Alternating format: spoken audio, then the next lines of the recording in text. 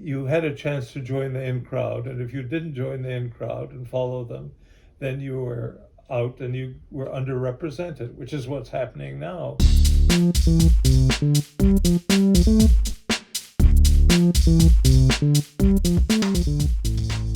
Welcome back to the Hudson Valley One podcast. I'm your host, Zach Shaw, here with the captain of content, the chief of coverage, publisher, Getty Svegauskas. Hi, Zach. How are you doing? I'm doing great. We got our quarters in the meter here uptown. Not a lot of parking because they're shooting a lot of movies. Check HudsonValley1.com to get all the parking restrictions. There's a lot of them. Yeah, the seem to be a lot of those huge trucks there all over various streets or something. I don't know, about 15 or 20 of them, I think, altogether. So it must be some movie. Maybe it's about truckers. Maybe it's about income inequality, affordable housing, or inflation. Inflation is something that's been in the news a lot lately and on our front page. Yeah, I really don't know what to think of it. I'm kind of... one thing about it is that it's in sectors, it's greatest in the two sectors that are most important to people as the days get more chilly. The price of oil and other energy sources, and the cost of housing. Yes. And those two are the ones where you have pushed the index up, the national index up to 6.1, and everybody says, oh, this is the highest in 30 years. And the Federal Reserve, which is the central bank, says, well, it's going to subside soon. We've got it. It's really supply chain problems, etc. And it either will or it won't. But I guess the fear of inflation is great among people. You hear, highest in 30 years. Well, okay, it's 6% instead of 2 or 3%. Mm-hmm. That's not as much as in the Carter administration, where I think it was like 18%. Wow. Of course, though, we're talking about the consumer price index, right? Which is not all assets like stocks and other things, which if those were included, inflation would actually be much more alarmingly increasing. Stocks? Well, stocks have been going up for... Right. The bubble is just like very expansive right now. The way I think of it is, it's bad if it continues to increase and if it kind of spirals out of control. And everybody says, well, everybody else is raising prices, I should raise it. And the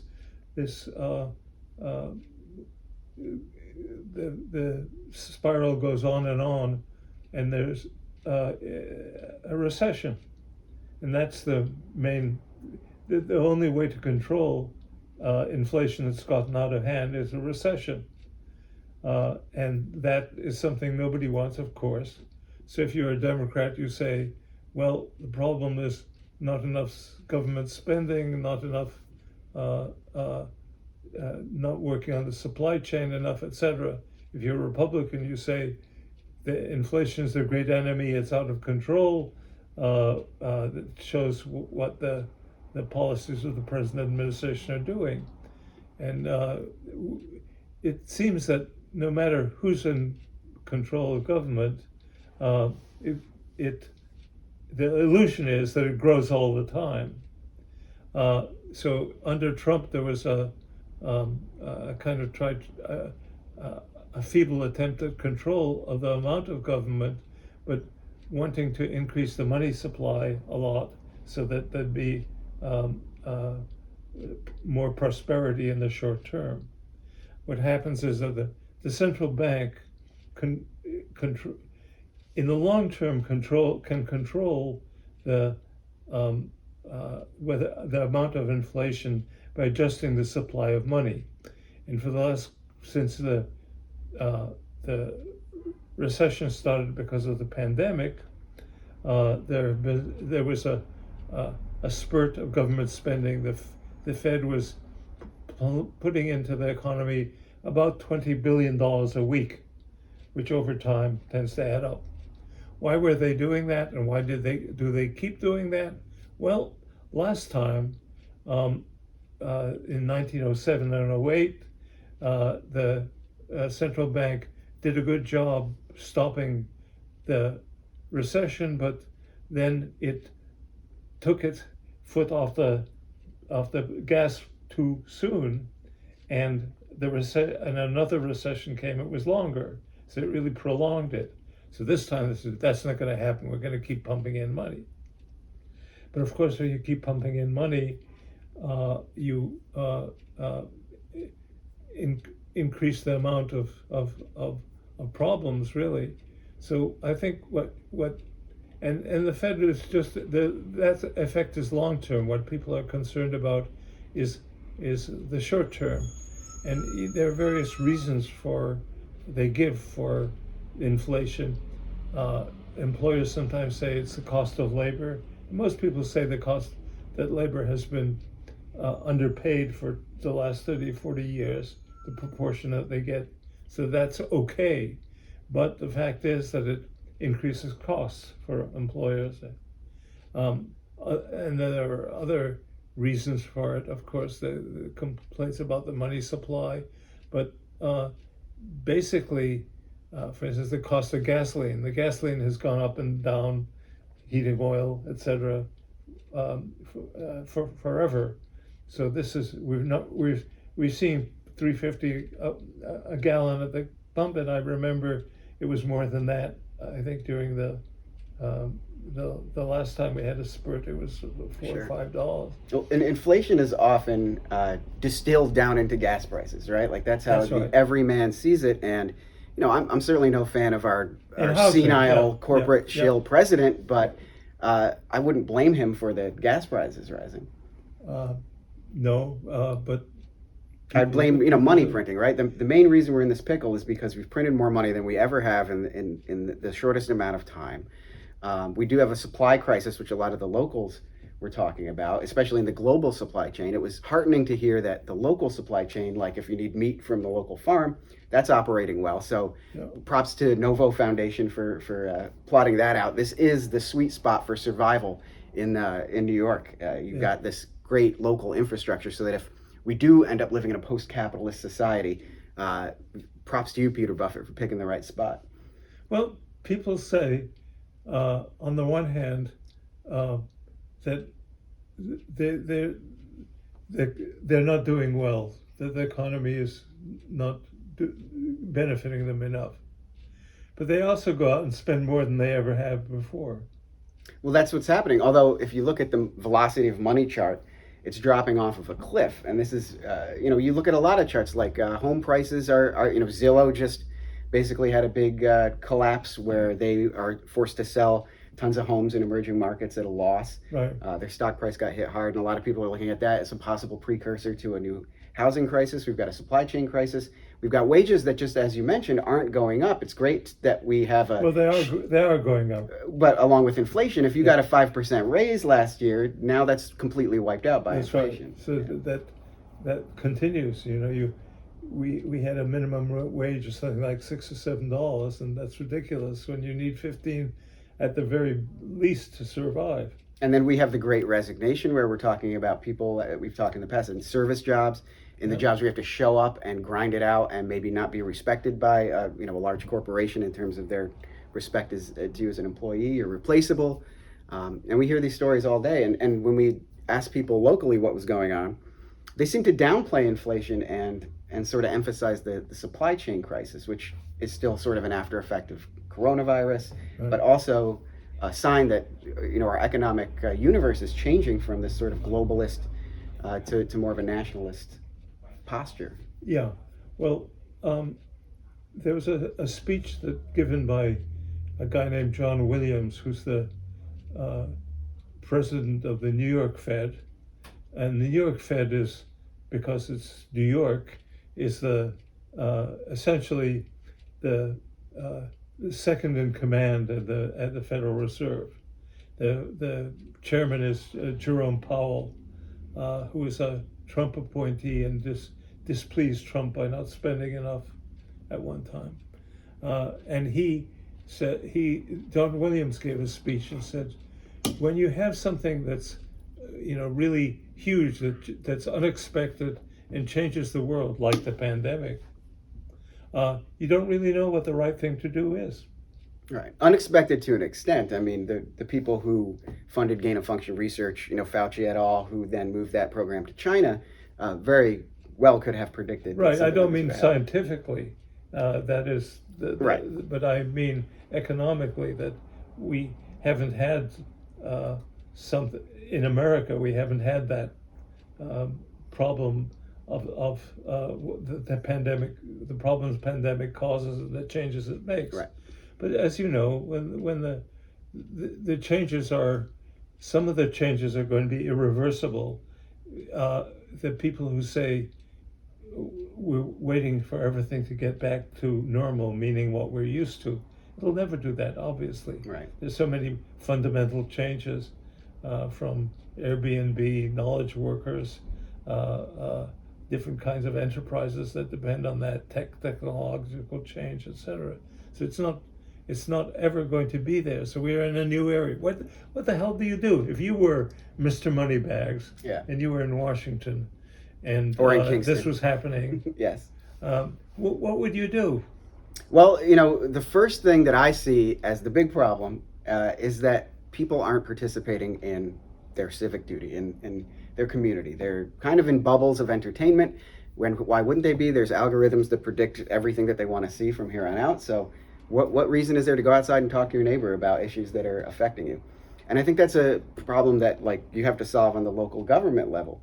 And so what we've seen, it's a perfect question because we have Peter Buffett, who I mentioned before, who is here in Kingston, spending many millions of dollars, outspending the city budget to do exactly that, to transform Kingston into his own vision of a post-capitalist society that can survive all these crashes, all these recessions that are coming.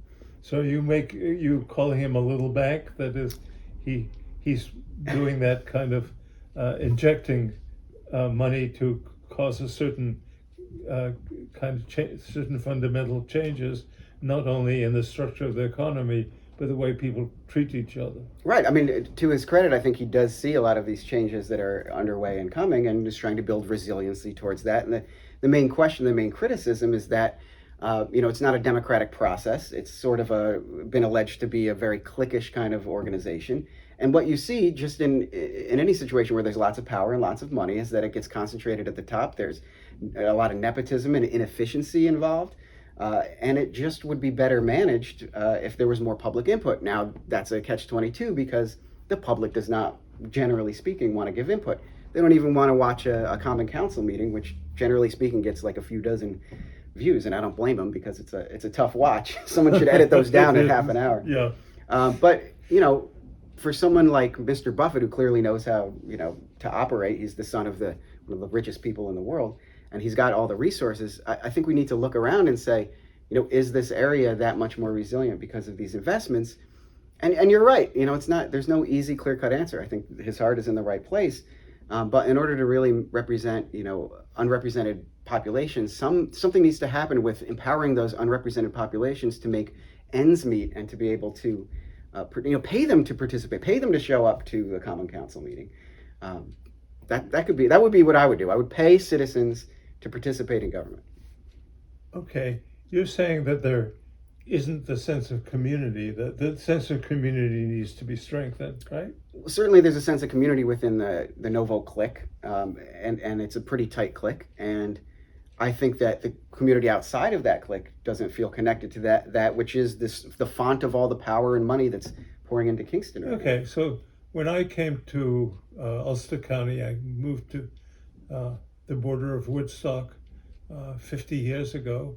The town was run by a clique, and it was a narrow circle of people, which included, one token artist, John Pike, one token drugstore owner, Joe Forno, one kind of friendly policeman, Bill Watrous, and the town board. And everybody knew everybody, and if there was a problem, people would help each other out.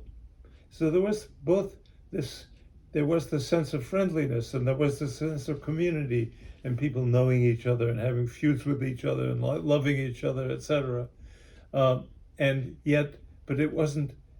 It was a clique.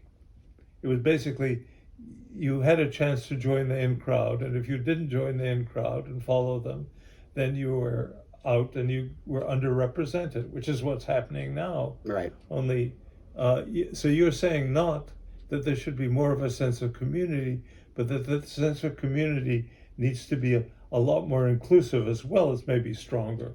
Yeah, because it's hard to feel, I think everyone has a civic duty to participate in their government, but it's impossible to feel that way when you're worrying about making ends meet and just worrying about your own bubble. That's a fact of life for the underrepresented folks. And then you've got people who might actually do more, who are essentially talking in echo chambers on social media and, trolling. And it's just not a productive environment where you've got this, Team Novo over here.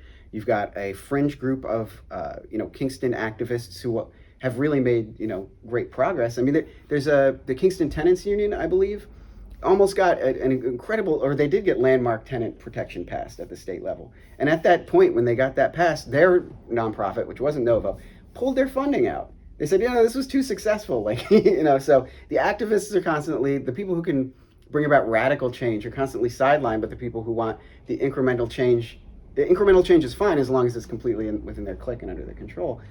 And this is not me being bitter and not being, I'm friends with a lot of these people who work within the Novo sphere, and we've had frank conversations about this. But when we talk about things like inflation, like how does Novo, or anyone for that matter, provide resiliency against that sort of thing? Well, we can make a local currency that you can only spend in local areas. And that's another Novo project is and I spoke with the person who runs that thing, and I couldn't be more into the idea and more supportive of the idea, but I also just don't see any evidence of it truly sort of taking off, especially after so many years. So at some point, the community needs to be involved in these major projects that are going on in this area, and maybe we could have a local currency, but that shouldn't be the brainchild of one man. That should be a community-wide effort where lots of teamwork is involved. And I'm sure he would argue that it is, but again, it's not, yeah. So you're saying that non-governmental entities can make contributions to community, but they tend to be the kind of changes that the people in charge of them, people who have the money, want. And that government, which is closer to representing everyone than private people are, has an important role in helping create community and put a stimulus into the economy, which I think in the last, which they have been doing, and they're talking about, this $1 trillion they put in last year over 2 years, made a big difference in terms of community programs. And now this, the one they just passed, the bipartisan one, another $1 trillion, will help the physical infrastructure, the bridges and roads kind of thing. And if this other one passes, which is between 1.5 and 3.5, which will come out closer to 1.5, that's huge. Mm-hmm. That those things can not only result in the spending of money, but be subject to certain rules which people can have an influence over. Right. Well, but you're talking about these national, programs, right? Yes. Among which are like, millions of dollars for mainstream media organizations. Like there's so much pork and waste in those bills. The federal government's got its own problems. On a local level, I've just been struck by how people don't participate. Cliques run the show, and you're either in or you're out. And I constantly feel like in order to be critical and to understand what's going on, you can't do that from the inside of an echo chamber. So the people on the outside need to form a kind of super clique of their own, in order to assure that they're the ones. If there's going to be a special gang doing it, it's going to be them rather than the other people. I think you need to have a balance of influence that includes, so one of the most inspiring things was I was talking to Rebecca Martin from Kingston Citizens, and she's been involved a lot in activism in the area, trying to get people to do their civic duty, to be more involved. She's always blowing the whistle on things that are happening. And she said, the most successful period for her activism was when she was going door to door, knocking on neighbors' homes, and creating these neighbor meetings where, just literally neighbors were getting together and talking about what was going on. That filters up into the representative. The representative then, works within the levers of government to get stuff done. That's the way government's supposed to work. How I see it working now is from the top down. Very wealthy developers are allowed to sort of kick out one of the cultural icons of this area, really the key fulcrum point for all of the city nightlife. And I sit here across from a completely empty jewel of Uptown that really hasn't been used for much as far as I can tell. That was an enormous loss to our community. Where's the responsibility to the community? It's just all marketing. It's all plastered on the wall there, as far as I can see. It's about money, Getty. It's not about people anymore. We need to replace the profit motive with a human motive. That's the talk that Novo is talking and so many activists are talking. Let's walk the walk. Let's create a completely transparent, non-governmental organization that creates input. And I think Novo would argue that's what we are. Well, most people think that there are certain things which the private sector, the free market, does best. And the free market? Yeah. Yeah. And there are certain things that government does best. And you say, well, okay, what part of these two things, what's the ratio of those two things in the world? And you find out that in America, it's about 80% private and about 20% public. In every other industrialized country in the world, every one, it's more like 60, 65 private, 35, 40 government. And, they call it socialism in some places, but it's a democratic socialism.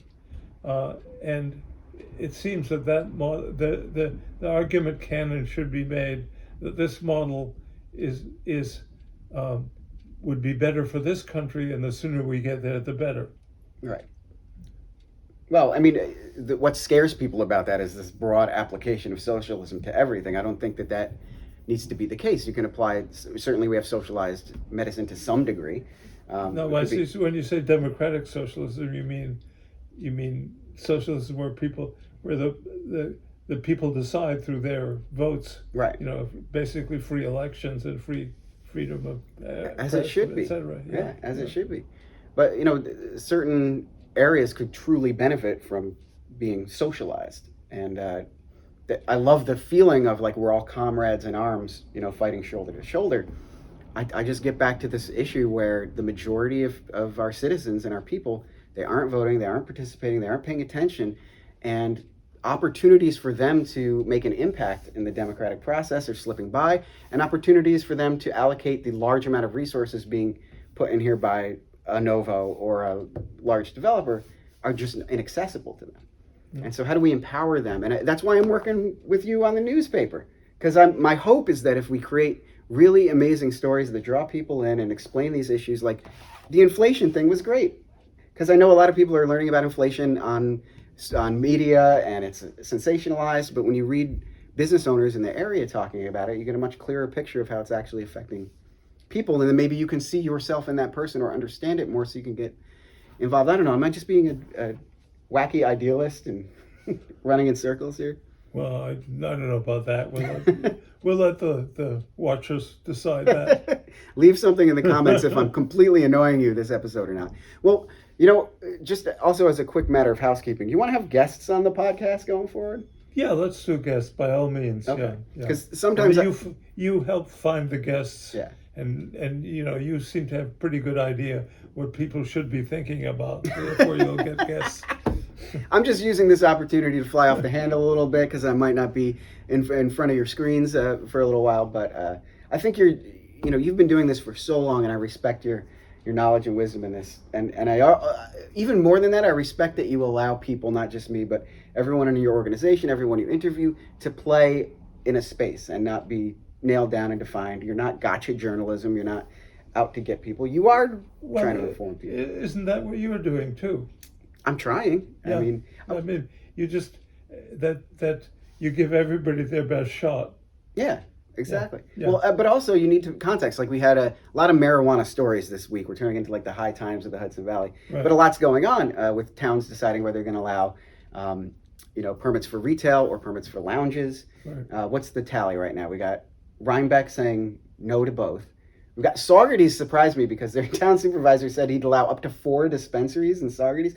He's equating pot shops to like alcohol stores. Mm-hmm. So I don't know. That seems like a lot to me. Probably not. Doesn't partake himself. And then you've got Town of Ulsters that says, we're going to allow retail, but probably not lounges as long as it's away from the mall. Yeah. But anyway, the point there was we did a story on Etain, which is one of the first license holders in the state, Right. many years ago, off of Route 28, and they just revamped their place. And in reporting that story, it's one of the first articles I wrote.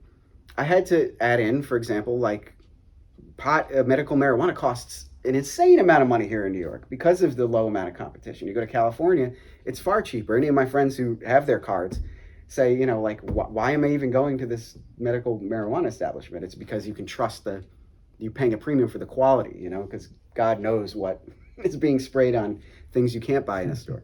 But I digress. It's like you have to give people the complete picture. And I think there's a tendency, especially for news organizations around here, to like lean Republican, lean liberal, lean Republican to satisfy their readership. When really, like, liberals would benefit from hearing all of the good ideas that conservatives have and vice versa. I just simply do not subscribe to the idea that as a liberal, you can't acknowledge that some conservative viewpoints are also good. Like, that's where it starts. So listen, folks, we have here the transformation of somebody who was introducing somebody and asking questions to dominating the situation, and I'm asking him a couple of questions. So that's the way transformation occurs, I guess. Well, no, I'm going to pass the torch back to you. Like, I don't want to do this every week talking to these guests because, it requires a lot of understanding of how things work around here. And I would love to see, and I think other people would love to see the process that you go through in talking to, candidates and business leaders and, get Pat Ryan on here. And I want to hear what he has to say. He's a very interesting guy. Pat Ryan is as we all know, the Republican Party in this county has shriveled to barely more than half of what the Democrats have now. It's sad, dude. Yeah, and so it's not, I would rather we be in a situation which would not be dominated by either one. Right. But that isn't likely. So now with the Democrats, if they're so much in control, well, then some of them say, well, there's a clique that's running it. We feel they're not liberal enough, and therefore we're going to start sort of the equivalent of the squad in Washington, that is, people who push for more change, the Bernie Sanders type people. Right. And I think that if the debate is between those people and the leave it alone more state Democrats, that at least that's maybe in certain ways a better opposition than a very weak Republican Party. Right. So we may be in a position where the two contending groups are are both Democrats. The kind of the one party state, but democracy within the party. That's a good point. And I think that Pat Ryan, who doesn't shrink from supporting Democrats of the more liberal kind, right, because he has some of those characteristics himself, mm-hmm. and he has other characteristics. He he manages. He's probably the best person in the county who straddles both sides. So he'd be a good guest. So we'll see if we can encourage others to do the same. Yeah, and if you have any ideas for guests you want to see on the podcast, leave that in the comments. You can always email us at hudsonvalley1@gmail.com. I mean, was there any other important news to talk about? I keep.